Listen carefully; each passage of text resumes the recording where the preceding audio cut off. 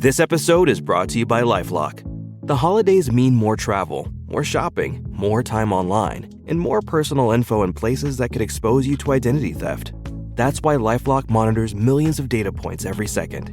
If your identity is stolen, their US-based restoration specialist will fix it, guaranteed or your money back. Get more holiday fun and less holiday worry with LifeLock. Save up to 40% your first year. Visit LifeLock.com/podcast. Terms apply. Studio is truly one of a kind in this area, complete with 20 state-of-the-art live fitness bikes and an incredible sound system. Our strength training is done in small groups of 6 or fewer, and all of our strength and spin classes are scalable for every level of experience. Come see us in the heart of Clarksville, just behind MAPCO at the corner of Old Trenton Road and Wilma Rudolph Boulevard. Call us for more info at 931-542-6265 or download our Trifecta Fitness app for a full list of upcoming classes. This is a message from the U.S. Department of Veterans Affairs. Got a question about your VA benefits, healthcare, or eligibility? Go to va.gov, where you can access a new interactive chatbot to ask questions 24/7. One can still browse va.gov for information, but you can now ask specific questions to the chatbot, like what's the PACT Act? How do I apply for disability benefits? What's my claim status? You can access the new feature through va.gov's Contact Us page. Then click on the Start Chat button. The chatbot will continue to improve veterans' access to information about the benefits and services they've earned. This is one way VA is offering seamless and secure access to its online resources.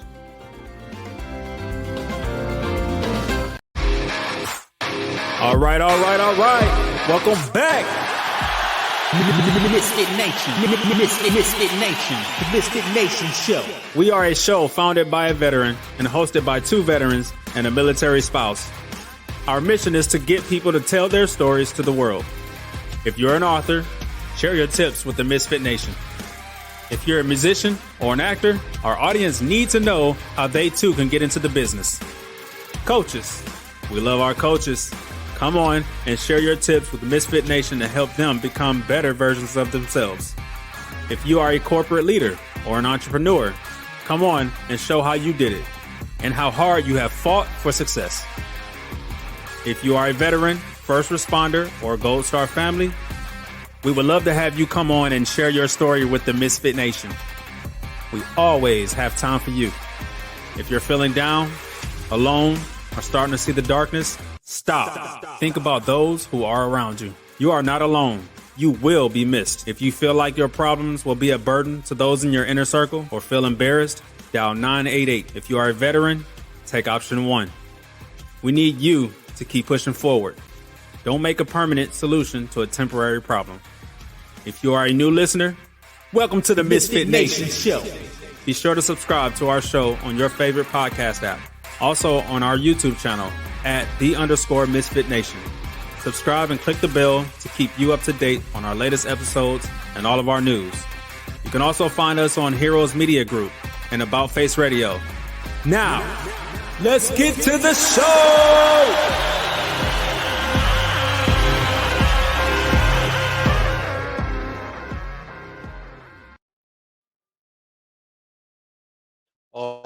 All right. Welcome back to the Misfit Nation. Yes, that's right. You heard the actual bell tonight, not just me clapping my hands above a desk in a hotel room. I'm back in Freedom Land, and it feels a lot better to be here and standing up at my desk. And it even feels better to have an awesome guest come outside. A friend of the show, a friend of ours. He has a distinguished career that spans over 20 years in the United States Army, where he served as an intelligence professional and senior non-commissioned officer.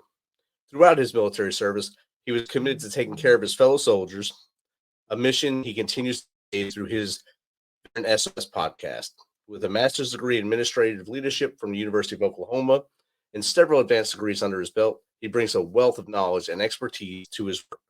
As a member of the Maxwell Leadership Team and a certified resiliency trainer, he is passionate about empowering veterans to thrive in their personal and professional lives. So without further ado, let's welcome Shawn Welsh to the Misfit Nation. Welcome, Shawn. How you doing, brother? Oh, I'm doing great, Rich. Thanks for having me on here today. I'm glad you're here, and I'm glad that we swapped positions, and now you're in a room with bad lighting and the hotel leadership behind you. Oh yeah, nothing like hotel living. Heck yeah. And you're going to stay a lot longer than I did based on our green room conversation, and my heart goes out to you. You should be praying for my back. You're back. Yeah, definitely. Back 100%. Hopefully you have good pillows, and maybe they'll give you some new ones. There you go. There you go. All right, brother. I gave basically a couple sentences about you. If you don't mind, tell the Misfit Nation a little bit about you from as far back as you want to go to how we got here. All right. Well, first of all, I'll say it's really weird to hear someone else talk about you. Now I know how the guests feel when I'm doing it. So how far we go back? So I was born in Puerto Rico at Roosevelt Naval Hospital. That always throws people for a loop. And my wife is Filipino. She was naturalized when she was a youth.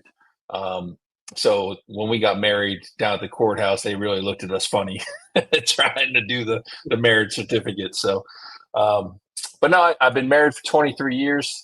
Wonderful woman that I met in college. We have two wonderful kids that are growing up way faster than we want them to. But going through it, man, I went to college. That's where I met my wife in Pensacola, Florida, and from there. Some of your listeners may remember the old Sam Goody stores. I used to manage one of those back in the day, and always wanted to go to like the record labels. I wanted to be an A&R rep. That's what I was trying to do. The guy who goes and hangs out in bars and finds new talent. So I always thought that'd be a dream life. But 9/11 happened. Decided I needed to do something probably a little bit more important. So I went ahead and joined the Army, and did 20 years. Been in Korea, Germany. And then most of my time in the States has been in the South between 2 stops in Georgia and 1 in Texas. Retired at 20 years, did Intel my entire career, and got it finally, retired. So now I have a better travel agent. I don't go to scenic spots like Iraq or Afghanistan anymore. So, but all in all, I mean, it was a wonderful experience. The people you meet, the lifelong bonds that you develop just from going through the same crap together. And then continue to do that kind of thing once you get out, during the transition process, about 6 months in is when I started the podcast. One of my friends, one of my mentors was trying to, he was pushing me saying, hey, you need to do this. At the time I was doing a lot of LinkedIn videos and stuff. He's like, oh, you get all this micro content. I'm like, I don't know, but yeah, but so we went ahead and started it, and man, what a blessing. What an absolute blessing VET S.O.S has been. During my transition, I'm literally hearing the stories from everybody of what not to do. So my transition was actually very, very good. I was very blessed, and it was just amazing. So we continue today. We're getting close to recording episode 100. And we're hoping that people are listening to it just to learn about the different programs and organizations that are out there, so that they too can have a good transition. Definitely. Episode 100 is a big milestone for you guys, and I also had the honor of being on your show, and I had a great time chatting with you guys. I think that was the most comfortable I've been on a show talking with guys, and of course I was in a horrible hotel room at the time, but I had a great time chatting with you guys, and it's so easy when you talk to fellow podcasters and fellow vets, especially because you're basically on that same wavelength, and everyone's like, oh yeah, it's like talking to brothers, even though we never met each other in real life. It's still like we're still wearing BDUs and we're talking to each other like just chewing the fat. That's all we're doing at the time. It just feels great. That you're hoping that you don't ask a question. It's just crickets. with other podcasters, they tend to answer you, which is great. They'll give you something at least. They'll just throw something out there. Yeah, this must be something what he wants. I'm going to say some words, and this will be awesome. Absolutely. Was there anyone in your life that kind of steered you towards joining the Army, or was it just something, matter of fact, some dude came to your high school and said, hey, I'm your recruiter. You really want to be in the Army. Let's do this. All right. So I throw a wrench in that whole thing. So my dad was career Navy. He never pushed the military on us. Always supported us no matter what we wanted to do. So I never had anything against the military. I was trying to find my own way, and I thought, being in the music industry was going to be it. And so after 9/11, when I joined, I was 28. So I came in 10 years older than, everybody that was in boot camp with me. So I'm, mimicking stripes the whole time during boot camp, and they don't know what I'm talking about. That's outstanding. And I'm sure they still looked up to you. They called you Pops, I'm sure, during the whole time. I got called a lot of things. not all ones we can probably say on the air. But yes. No, I mean, I think doing that, you learn how to relate, which I think served me well throughout my career, because by the end of my career, I was older than some of my sergeant majors, and I'm like, oh man, so I'm definitely, and they didn't hesitate to point that out, Welsh is older than me. So, but coming in older like that, you learn ways to relate, right? Because it's not about rank. You need to make those personal connections, and when you do that with your soldiers or your your juniors, they relate to that, and they respond to it. So coming in later in life actually, I think, helped me in the long run. I was a little old as you. I was 22, 21, 22 when I came in. 22 years old when I came in active duty. So I was kind of the older guy coming into active duty, and I came in as a specialist because I had some college. So it kind of helped me a little bit coming in as a specialist, so you don't look as old as you are at that point, I guess. But you still was on a steep learning curve coming in as a specialist into the Army, not knowing a dang thing. I had no idea what DRF was, what alerts were, and I messed that up horribly. My first duty station, they were on DRF, and they were alerted to go to Somalia right after Black Hawk Down happened, and I was trying my best from. So I learned a lesson, very valuable lesson right there for my first sergeant. Probably learned some new language too. A lot of language. First sergeant running taught me a lot of big words that day. Yep, absolutely. And different muscle groups too. Yep, learn all kinds of great things that you never thought you'd learn in life. Yes, or things you never thought you wanted to learn. I guess whatever. And why intelligence? Why did you choose intelligence? Oh, how do I do this without insulting a bunch of people? No, in reality, I didn't want to go infantry. I mean, that was really it. And I scored high enough that I could pretty much do any job that I wanted to do. But when I came in, what I really wanted to do was counter intel, but they weren't filling any billets for counter intel when I came in. So I picked intel analyst. And then, part of it is you kind of get that idea that you're all going to be Jason Bourne doing all this, really cool stuff. And then you realize that, as intel analyst, you're doing arms room inspections and PERSEC when you're in garrison. And, you don't get to do the real intel until you get to the higher levels or you go overseas. So it was just one of those things, it sounded like it was going to be a really cool job. And the one thing I knew coming in 10 years older than everybody else was intel provided a lot of opportunities outside the military too, because you'd have that clearance, you'd have the experience. One thing I didn't know going in was Fort Huachuca in the intel field was one of the first ones to have the college credits associated with it. So when I was at AIT and when I went back to BNOC and ANOC, I got college credit through Cochise College there locally. Not that I necessarily need the credits, but it's an easy eval bullet. It's something else to do while you're at school, and it's something you can turn around and tell your soldiers, hey, when you go out there, do this. It's going to help you. 100%. I don't think our MOS, I was chemical, of course, that, but I don't think ours picked up on the college thing until right towards the end of my career. So it was past the time I went to AIT, past the time I went to BNOC, past when I went to ANOC.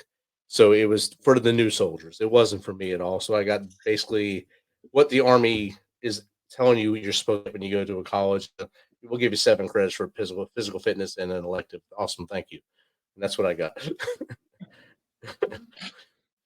Yeah. And That's heartbreaking too, because like Cochise College, I think they, if I remember correctly, they actually adjusted your score based on your PT test. So Oh if my you God. didn't, you may actually get a B instead of an A, or Come on. I could be That's not wrong setting there, but up. may, maybe since I remember a 300 PT stud, maybe I'm just mad about it. I don't know. That's a great adjustment. Yep. And that with your podcast, I mean, you guys talk to so many people about the transition story. Talk to me, talk to Chris Lancia, my buddy, and there's so many, 100 episodes, so 98 other people you talk to about transition. What do you see as the trend for people hitting that hiccup as they come out? The number one thing is still time. People wait too long to start. Um, there's actually a school of thought that I've kind of adopted and started pushing is you should really start transitioning as soon as you join the military, and that doesn't mean quiet quitting or anything like that. That just means if you really love what you're doing and you think that's what you're going to do later in life after the military, why not start working on professional certifications or education that applies to that field? But grand scheme of things is when it comes down to the end, there's so much going on. So try to start as early as possible. If you can start 2 years out, if you can start a little bit earlier than that, start as early as possible, because then you can spread some things out. It's not a hindrance to the command. It's easier for them to swallow when you say, hey, I got a class this month, I got a class in 2 months, I got a class over here. So you're breaking it up, making it easier on them, because a lot of commands still count you as a body and need you to do some things, right? So not everybody gets to just retire for 2 years. They actually have to do some work and what have you. So the earlier you start, the more you're going to be able to fit in. I would say that's still probably the number one thing that we're hearing, because a lot of people, they'll be 6 months or less, which is just mind boggling to me. Yes. And I've seen that. I've seen a lot of guys and gals that wait till they think they have everything lined up, all the ducks in a row. They get into that window where it's less than, like you said, less than 6 months. I'm going to go do ACAP or whatever. It's Soldier for Life now. And okay, this isn't what I thought it was. I don't have all of my ducks in a row. I think I'm in trouble. And do I have enough to make it through that 6 month, maybe grace period where I won't find a job because now I'm outside that realm. I don't know where I'm supposed to go. I don't know what to do with my hands once I put the boots off. And it's a hard time for a lot of people. Oh, it is. And you start to see that post-military big time. I got involved in an organization called Operation Barnabas here locally in Jacksonville, where I retired. And their whole focus is it's a Christian ministry based on, getting first responders and veterans off the street who are homeless. So we're finding people that just, they got into trouble, they ran out of options, and they wind up on the street somehow, and we've been able to help some people. We got some good things coming up, and we're going to be able to help some more, which I'm really proud of. But through that, we're starting to see that it's that whole, the big term is, finding your tribe. Once you leave the military, you lose all that camaraderie, is finding that group you really fit in. And I never went looking for it. It wasn't when I left the military, I was like, oh man, now I don't know what to do. I just figured something was going to come along. To me, it was another PCS, right? And I wound up getting involved with Operation Barnabas. And, I have some people in that group now that I consider very dear friends, and I've only known them a couple months, 6 months, 8 months, so finding those people that you can automatically relate to, I mean, it's priceless. Definitely. That when I worked for the Mission Continues, I would learn more about the tribe mentality and finding that purpose, because like I told you guys on the show, it took me a year to find that job, and then I found that job. And while I was in there, I was still trying to learn my way and trying to find my purpose. And I knew helping others was part of that purpose, and being a part of that to help others. I picked up the book Tribe by Sebastian Younger, and just it's a quick read. It's not a big book, but it goes through every step why the tribe is important to make it through life. Have you read the book, and what are your thoughts on it if you have? I have not read the book, but it's definitely, I've heard of it, and it's one that's on my list. And as you know, doing podcasting, you get recommended a lot of books. Yes. And I will admit right here in front of your whole audience that I am a slow reader. So I don't speed through books. It does take me some time, but if it's on my list, it's on my list, and I try to get to them all. Yeah, that's one I suggest. You'll once you start reading, you're like, yes, that's exactly what the tribe is about, and it's everything. He basically talks to us. His time as a military correspondent was in Afghanistan, and as you know, Afghanistan is a tribal society, so it really shows how that works in real life. And I was like, wow, this is good. So every once in a while, I still pick it up and finger through, find that one page. Like, yeah, this is what he was talking about. Bam, it's good. Are there Nice. any books that you have read since you've gotten out, or even while you were in as an Intel guy? I'm sure you've had to read a lot as an Intel dude to find out about other cultures and such that really stuck out in your mind to help you during your transition, or maybe to help others. So the one book that I recommended the most while I was in the military was Dale Carnegie's How to Win Friends and Influence People. Dealing with Intel people, anybody who's ever worked with Intel people knows that some of them have personality, and some of them you just want to lock in a room and they give you products under the door, you hand them food, and you guys never talk ever again. So that was one book that I always recommended to try to get some of these less personable people to come out of their shell a little bit and be able to relate to people. Because the one thing I always tried to harp on with my guys was that when it comes to Intel, as soon as they believe that you're lying or you're making stuff up, you've lost all credibility.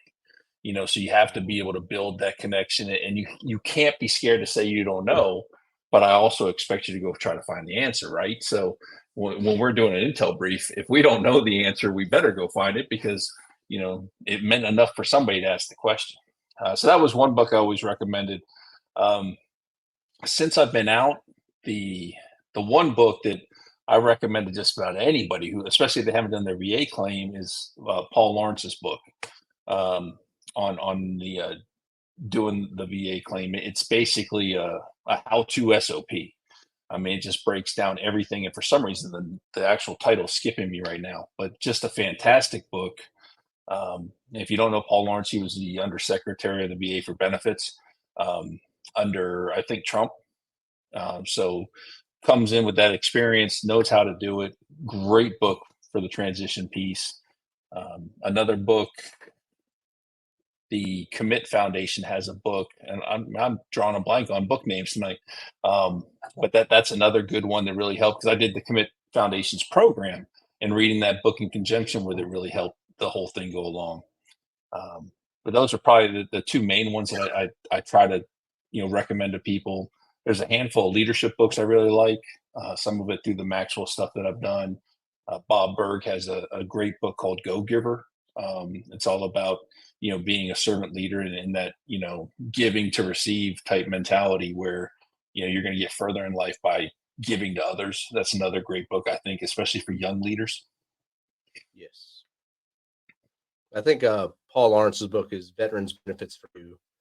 I think that's the book you're speaking of on him. I think that's a real good one especially for those who are about to start that transition. Like we said earlier, 6 months is not the time to do it. It should probably be about 2 years out. You start this whole, actually, as soon as you raise that right hand the first time, there's an end point. You have to get out at some point. Start doing that whole role to say, hey, all my ducks are in a row. What benefits do I deserve as I get out? And most likely you're going to get the more years you do, the more beat up you are, the more broke down you're going to be as physically. Bones start to mesh together, because we do amazing things in the military that are awesome for our bodies, and you'll learn that as you go to that stuff, and make sure you get the benefits you get when you get to the VA. Yeah, and by all means, it's something you've earned. I still hear too many people talking about, well, I don't want to take away from somebody else. You're not taking away from anybody. These are benefits you've earned. Apply for it and see what you deserve according to the VA, and make sure you have those resources available to you. And you definitely hear that there's a lot of guys that or gals that, if I do this, then that means I'm giving up. I'm too broke to do anything I'm supposed to do. And they have that mentality that if you go to sick call, you're not a good soldier. They still have that mentality after getting out. If I go to sick call, I'm not a good soldier. I'm a waste of time for my command. you can get that head and realize that once you raise that right hand the first time, you're 100% able. As you get older, you're no longer 100% able, and you need to get benefits and get everything taken care of. Regardless of what your mind tells you. Yes. Don't every time you think you can jump on that box again, it hurts more every time you jump up on that box. And when you miss the box, it hurts even more. And then you wind up in a different room. It's called the hospital room. Yep. Absolutely. So as you hit the 100 episode milestone, where do you see Veteran SOS going in the next, I say, 3 to 5 years?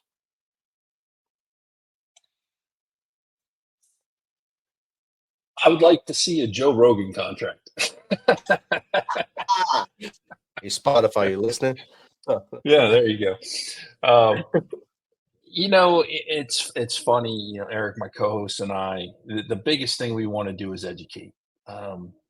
We both have jobs and everything, so it's not like we're trying to make money from VET S.O.S.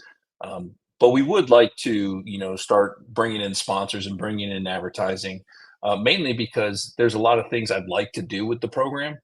One being hiring a couple military spouses to actually help me with some of the administrative and social media side of the house that enables them to continue to move around and do whatever to support their families while still doing this.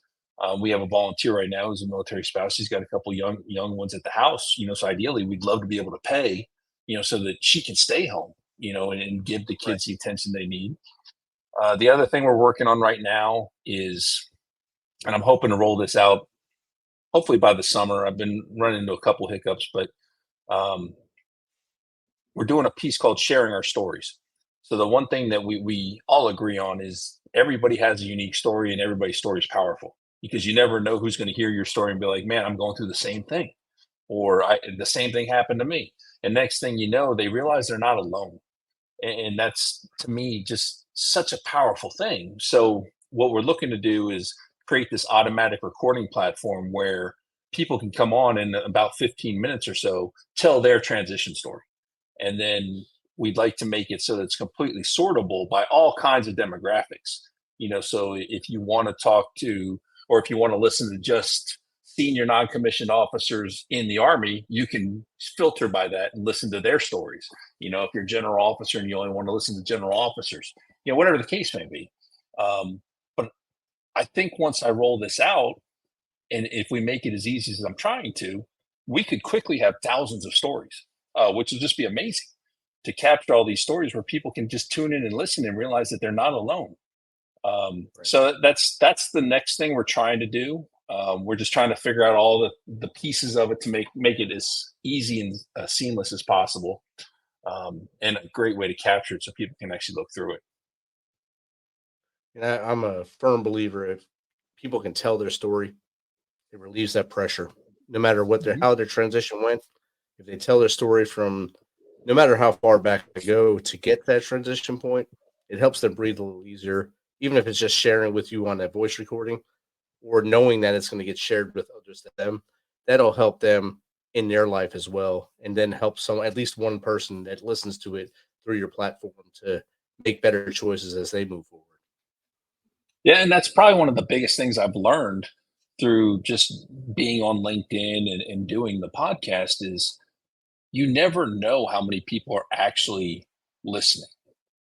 You may only have 4 or 5 people jump on an event, but there may be hundreds of people that actually watch it or catch a piece of it or what have you.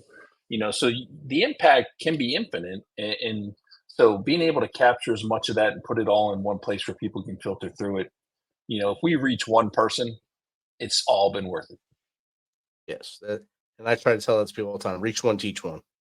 We reach one, me and you talking right now. If one person of the listeners that are alive right now on About Radio, across the world on internet radio, if one person is reached, me and you are successful tonight.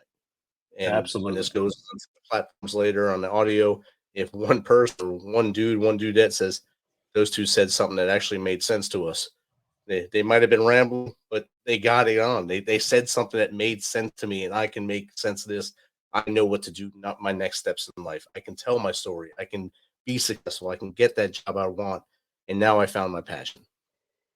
Absolutely. And the thing is, you also never know where a person's at, so you and I think usually have pretty positive outlooks. We come across positive on the air and what have you, but we both have struggles. We both go through things as well, and I had posted a couple months ago, right before Thanksgiving, that the job I was hired for out of the military was going away.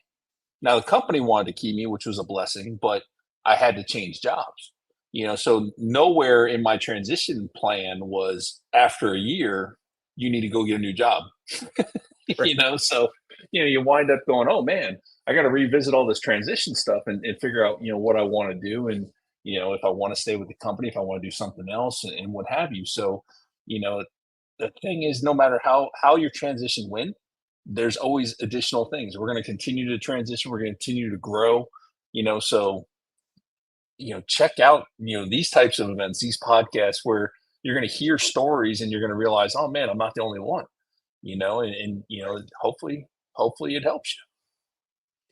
And we start stacking those victories as it's going across the bottom of the screen now. Stack those victories each day. Each day you wake up in the morning. That's a victory for us older guys. Waking up and being able to stand up upright and not hear it. I mean, you're going to hear snap, crackle, pop no matter what now. But when you get through that portion of it and you're able to make your bed, brush your teeth, you're stacking those victories as you go through the day. And if you can get to X number every day or get above X number every day, you keep winning. Don't worry about the things that go wrong. Every day something's going to go wrong in life. Every day.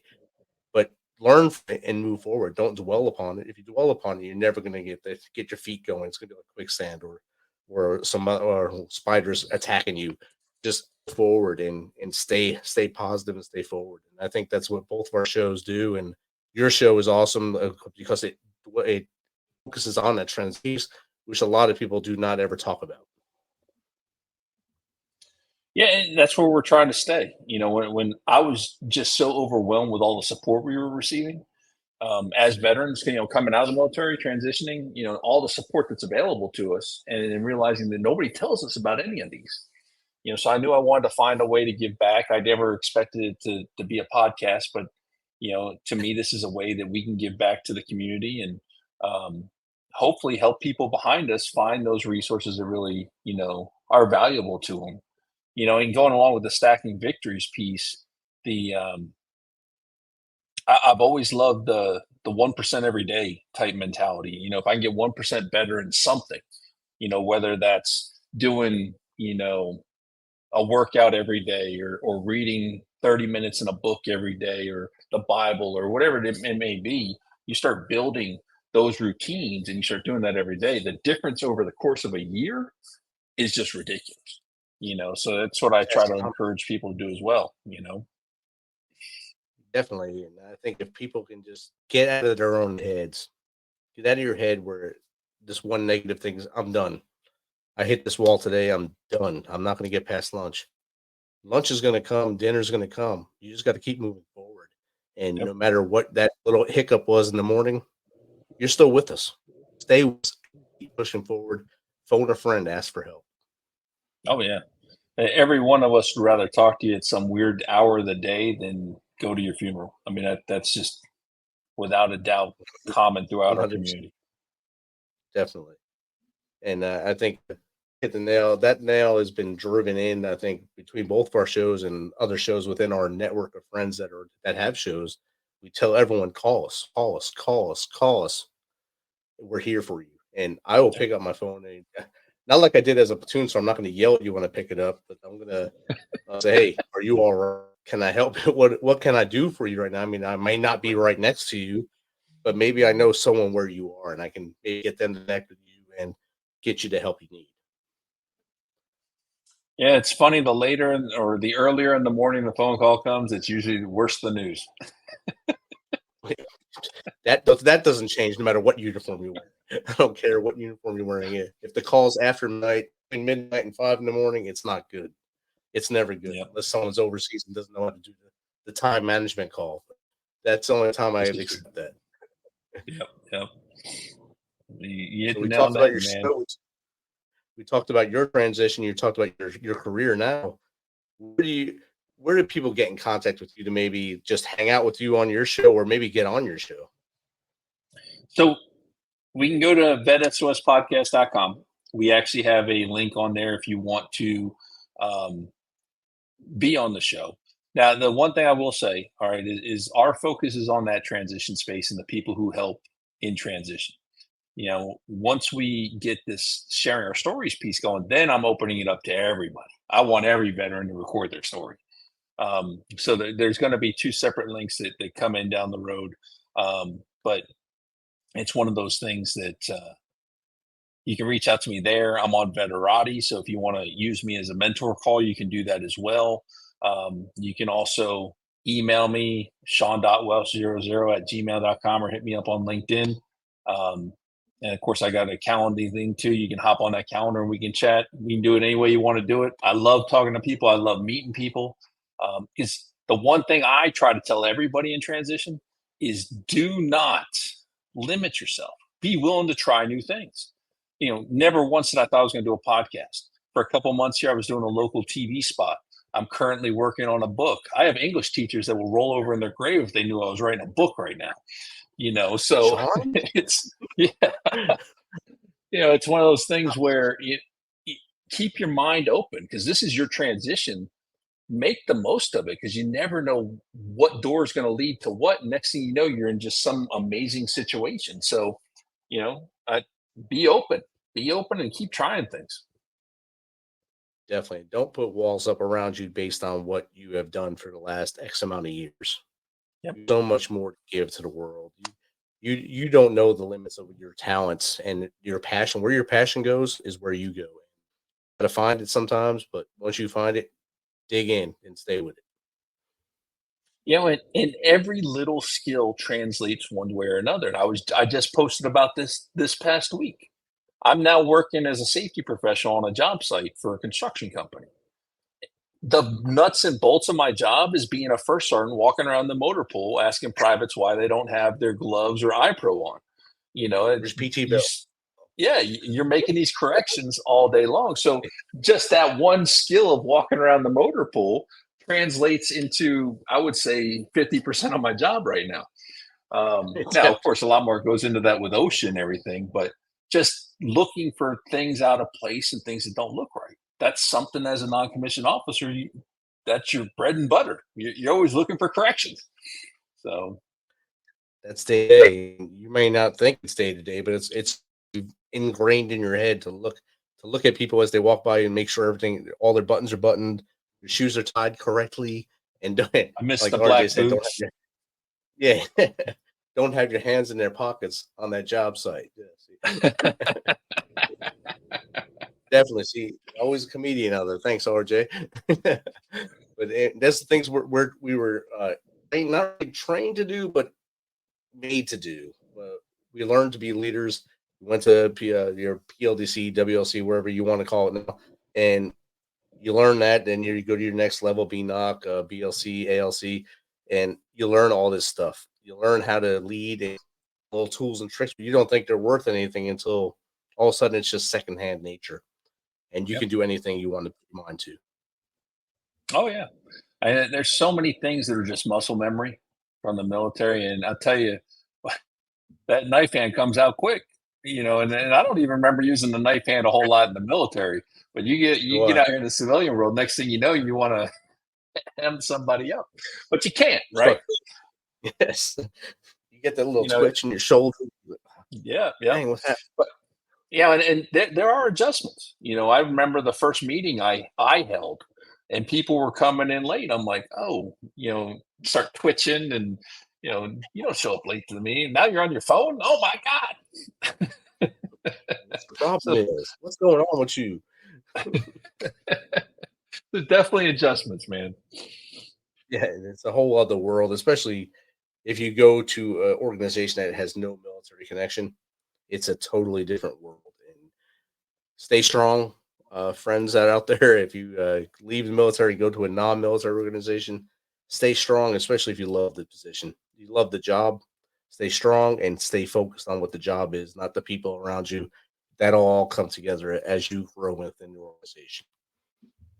Oh, absolutely. Be authentic to who you are, and Right. realize the military is a piece of you. It's not who you are. Right. Regardless how much time you spend in there, it's a piece of you. It ingrains certain things in you. And, a lot of organizations these days have veteran coordinators, people who are veterans that help the veterans with that transition piece into a company, or if they have issues within the company, seek those people out because they're going to be able to help you, make some of those adjustments, there's ways and means out there. Don't just sit there and stew, or wind up losing your stuff in a meeting and wind up looking for a job the next day. Yes. And having a bad note on you when they go look at that reference, and it's not worth Oh it. yeah.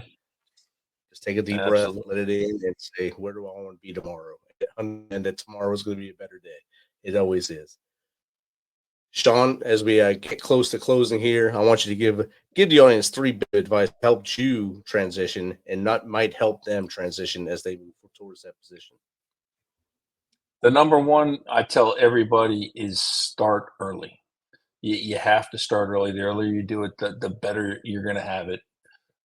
2, I mentioned it earlier, be open. Be open to try new things because you never know. You may think that this is your career path and that's all you're going to do. Next thing you know, you try something new, or you have a conversation with somebody and you're like, whoa, here I am hosting a podcast. It never expected to happen. And you're flashing RJ across the bottom again. Yes. I'm glad you tuned in, RJ. And the final one, I always tell people to get more than one recommendation when it comes to a transition program, because I may have loved a program, Rich may have hated it. So get multiple opinions before you go and do one. There's over 40,000 organizations. There's tons of programs to do. Some are great, some aren't so great, and everybody has a different experience. So ask around as you network and you meet these people, especially at like the virtual networking events. Talk to people and find out what programs they did. Get their review of something. I did 26 programs. That's a little excessive. I'll admit it. But I have ones that I loved, and I had ones that I didn't find that valuable. And I'm willing to share people, but I also explain to them why I didn't think it was valuable. I'm not, oh, they suck. No, I don't do that. I'm going to tell you why I didn't find it as valuable. But do that. Do your research. Figure out what you think is going to work for you. If you've ever heard of Alfredo Torres, he says that transition's like a buffet. You go up there and you pick and choose what you want. It's the greatest way to look at it. There's so many things out there. Pick and choose what works for you to set you up for success and have a great transition. Hell yeah. Test the waters and find what's right for you. And I think that's with everything in life. You have to find what's right for you. Shawn, thanks for hanging out with us tonight. For your hotel room, of course. And I hope that your long stay there, it gives you a lot of, I guess, member points to whatever hotel you're at. And you can get some free stays with you and your family later on. And it's been great chatting with you again. I look forward to hanging out with you again in the future. Absolutely, Richard. Thank you so much for having me on, man. I love what you're doing with Misfit Nation. Just some great stuff. And you've had so many great shows. And I'm just amazed by, how many shows you've had. It's just way out there, which is awesome. But definitely look forward to doing more together, brother. Definitely, brother. Have a good night. All right, you too. For every veteran, there is a story about a calling to serve, to fight for the freedoms of the American people. And every story has a struggle, a sacrifice, and invisible wounds. Warrior Watts programs help veterans recover from PTSD and invisible wounds through exercise, nutrition, and connecting with other veteran leaders. It is estimated that 22 veterans die each day by suicide, and another 30 veterans die each day by substance abuse. These are preventable deaths. Warrior Watt is committed to fighting PTSD through fitness, nutrition, and community.